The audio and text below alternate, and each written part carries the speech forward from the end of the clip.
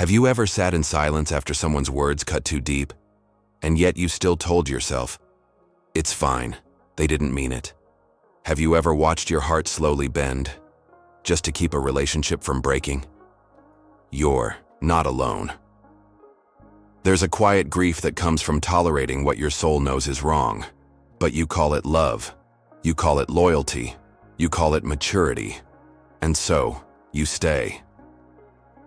Carl Jung didn't teach us to shout louder or to force change in others. He taught us something far harder: to see what we've been blind to face what we've normalized, to bring to light what we were taught to ignore. Jung believed that anything unconscious rules us, and many of us have been ruled by behaviors we should have never accepted, not because we're weak, but because somewhere along the way, we were taught to trade our self-worth for connection. But today, that stops. This video is not a list. It's a mirror. And maybe, just maybe, it's the mirror you've been quietly waiting for.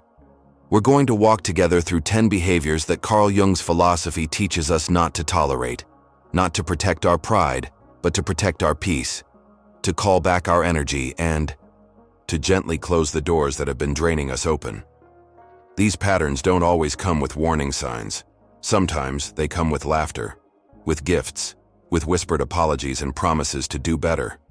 But Carl Jung said it best: "Until you make the unconscious conscious, it will direct your life and you will call it fate." You deserve better than to mistake pain for purpose. So if your heart beats a little faster as we go through this, if your breath gets shallow, if your eyes feel heavy, that's not weakness, that's recognition. That's your inner self, trying to speak through all the noise. Let it speak. And if you feel safe enough, share what speaks to you in the comments. Someone else might be silently feeling the same, and you could be their mirror too. Before we begin, remember, you're not crazy for feeling what you feel. You're not dramatic for needing peace, and you're not selfish for wanting love that doesn't hurt. You're simply waking up. And now that you're awake, let's begin. Love should never sound like a whispered threat. Sometimes control doesn't scream. It whispers sweetly. It wraps itself in concern and calls itself love. But have you ever noticed how your shoulders tense when you're around someone you care about? How you walk on eggshells, afraid that one honest feeling will shatter the fragile peace? That's not love. That's emotional manipulation. Carl Jung believed that when we deny the soul's truth, it begins to suffer, quietly at first, then deeply. When someone makes you feel guilty for having needs, when your boundaries are treated like inconveniences, when you start saying, "It's okay, I understand," even though you don't, that's not you being kind. That's you trying to survive in a space that keeps shrinking around you. Over time, emotional manipulation steals your voice and replaces it with guilt. It teaches you to second-guess yourself, to soften your tone, to smile when you're aching. Because keeping the peace feels safer than speaking your truth. But Jung would tell you this: if you keep sacrificing your soul to maintain a connection, eventually, you'll forget who you were before the silence. Let's pause for a moment. Have you ever felt this kind of emotional tightening, where love felt like a performance, not peace? If yes, share your story in the comments. You might help someone realize they're not alone either. "I'm just being honest" shouldn't sound like an attack. There's a difference between honesty and harm, but the line gets blurred. When someone weaponizes truth to cut you down, you've heard it before. "I'm just being honest," but it stings. It leaves you smaller, quieter, unsure of your worth. Carl Jung believed that the soul doesn't need brutal truth. It needs compassionate reflection. When someone uses their honesty to erode your self-esteem, what they're really doing is asserting control, not connection. Contempt, even when masked with wit or logic, bruises the psyche. And the worst part? It makes you believe the problem is you. You start to shrink your joy, your dreams, your voice, just to avoid another truth bomb that feels more like humiliation. Jung would ask you, why do you call this love when it only makes you less of yourself? Real honesty heals. It doesn't humiliate. And if someone's truth leaves you feeling smaller every time, it's not truth. It's disguised cruelty. So ask yourself gently, when was the last time someone's honesty left you feeling safe rather than shattered? If this touched a nerve, pause and breathe. You deserve honesty wrapped in care, not contempt. I'm doing this for you is sometimes just a cage. It starts small. You shouldn't wear that. You shouldn't go there alone. I'm just worried about you. And suddenly, your freedom is gone, piece by piece wrapped in the ribbon of protection. Control dressed as care is one of the trickiest shadows Jung warned us about, because it looks like love, until it doesn't feel like life anymore. When someone uses their concern to limit you, when their anxiety becomes your prison, when their fear replaces your freedom, you're no longer in a relationship. You're in containment. Carl Jung believed that true love expands the soul. It doesn't confine it. And yet, many of us stay because we think being protected is the same as being cherished. But ask yourself, if love is making you feel smaller, if care is making you doubt your choices, if concern feels like control, is that really love? Or is it just fear, disguised? If this resonates with you, leave a quiet, "I see it now" in the comments. Sometimes that's all it takes to begin healing. Not a scream, but a whisper of truth. When reality becomes a battlefield, have you ever started questioning your own memory, your own feelings, your own sanity? Simply because someone insisted you were wrong? That's not confusion. That's gaslighting. And it's one of the most soul-fracturing experiences you can endure. Carl Jung taught that truth is not just external, it lives in the soul.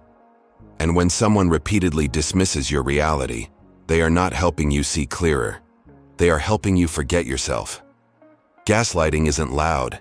It doesn't always come with shouting. It can sound like, "Stop being so sensitive." That never happened. You always twist things.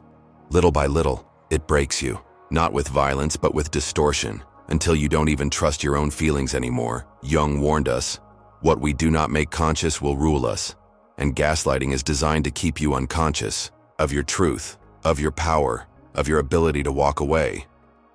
But here's the truth you need to hear right now. You are not too emotional. You are not imagining it. And you are not broken. You are waking up to a reality you were taught to ignore. If you've ever doubted your memory because of someone else's words, take a moment and type "I remember" in the comments. Let that be your first act of reclaiming yourself. Silence isn't always peaceful. There's a kind of silence that feels soft, healing, warm. And then there's the silence that cuts like a blade, the one that follows after conflict, after honesty, after vulnerability. Carl Jung called this withdrawal into the shadow. It happens when someone disappears emotionally, not to process, not to heal, but to punish.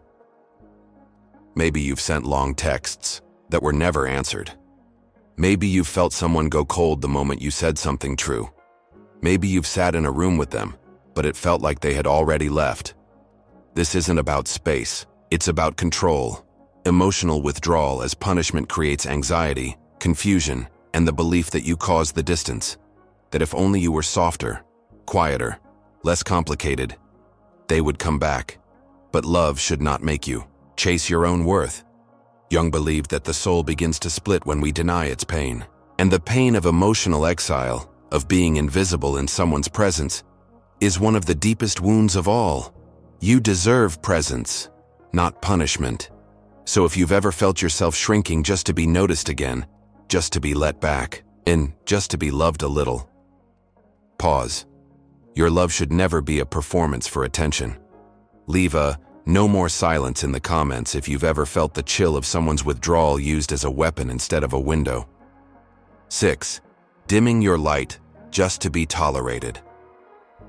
Have you ever excitedly shared a dream, only to be met with a laugh, a smirk, or a dismissive, "That's not realistic"? It stings, doesn't it?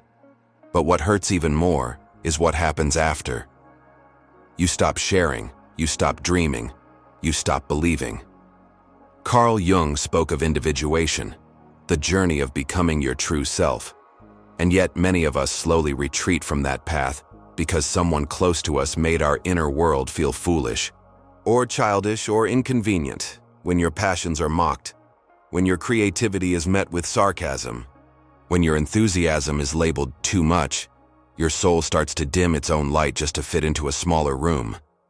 But Jung would say, your inner world is not a burden, it's your map, and anyone who tries to crumple it is not protecting you.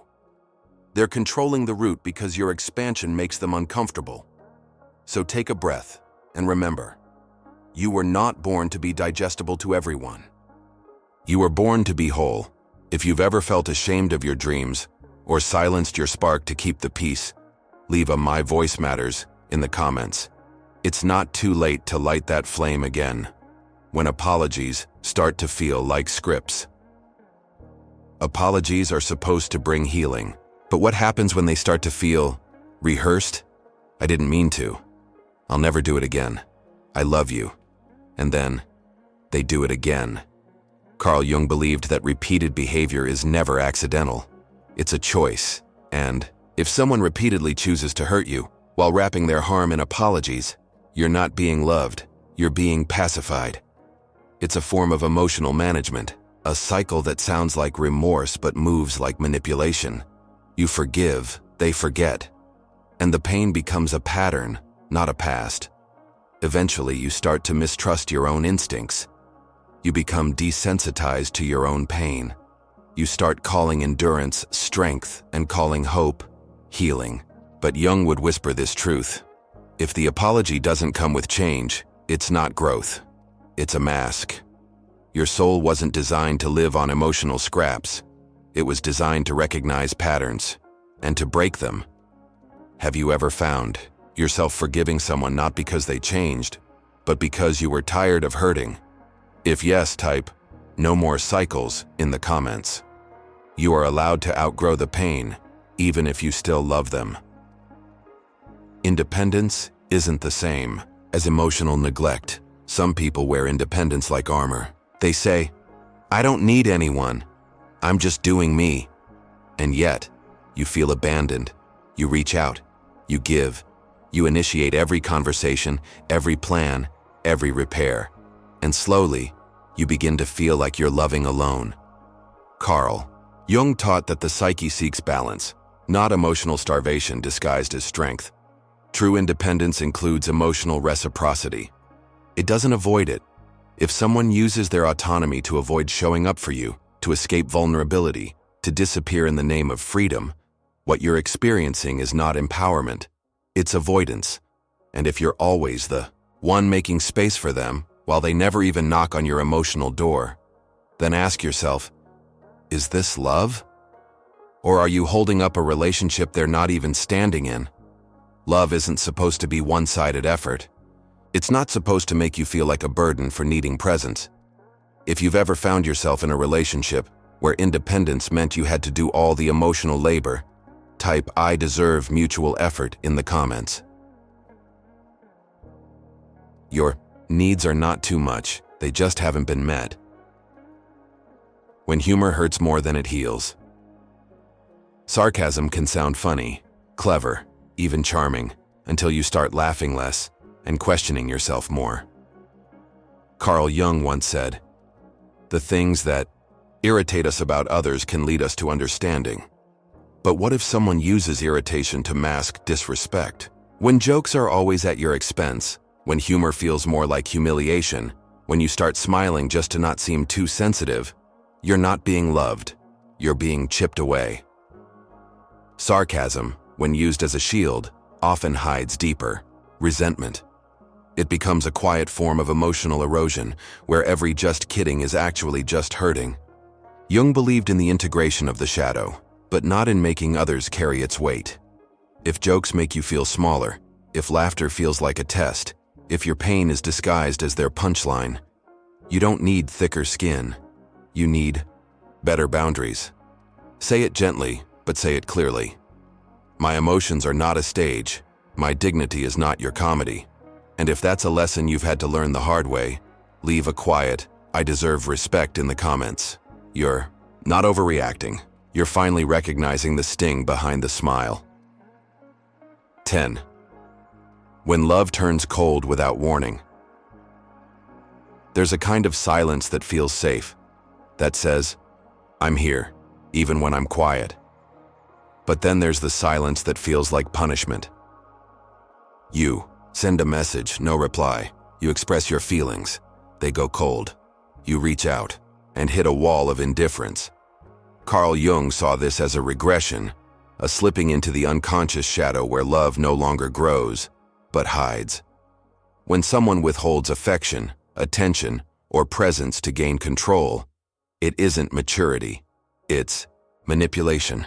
It teaches you to beg for closeness, to second-guess your worth, to walk on emotional eggshells, and over time, it rewires your nervous system, not to feel safe in love, but to fear losing it. Jung believed that our unconscious behaviors become fate, and emotional withdrawal when repeated becomes a silent weapon, a way to hurt without words, to dominate without yelling. But here's what you must remember. You are not too needy. You are not overdramatic. You are not too much. You are simply someone who craves connection. And that is not a weakness. That is human. So if you've ever felt invisible next to someone who once made you feel special, type, "I will not chase love" in the comments. Because true love doesn't disappear when you become real. Closing reflection. Carl Jung didn't give us simple answers. He gave us mirrors, windows into our unconscious, tools to bring light into the dark corners we were taught to ignore. And if this video stirred something in you, if your chest feels heavy, if your eyes sting just a little, if you're remembering the times you swallowed your voice just to keep someone close, then know this: you are not weak for tolerating what you did. You were surviving. You were trying. You were loving with the tools you had. But now, you have new tools. You have awareness. And awareness is the beginning of everything. The truth is, you don't lose people by setting boundaries. You lose those who were only comfortable with your silence. Carl Jung once said, "The privilege of a lifetime is to become who you truly are, and who you are is someone worthy of love that doesn't confuse you, respect that doesn't diminish you, and connection that doesn't leave you chasing." So as we close today, I invite you to choose something gentle but bold. Write in the comments, "I choose clarity over chaos." Say it for your younger self. Say it for the version of you still learning to say no. Say it for the soul in you that's finally waking up. And if this video gave you a little light, please share it with someone who needs to feel less alone. Subscribe if you haven't already. Not for numbers, but for a community that sees you clearly and walks this healing journey with you, one honest truth at a time. Until next time, be kind to your nervous system, honor your emotions, and remember, you are not hard to love. You just need to be seen in the right light. Thank you for being here.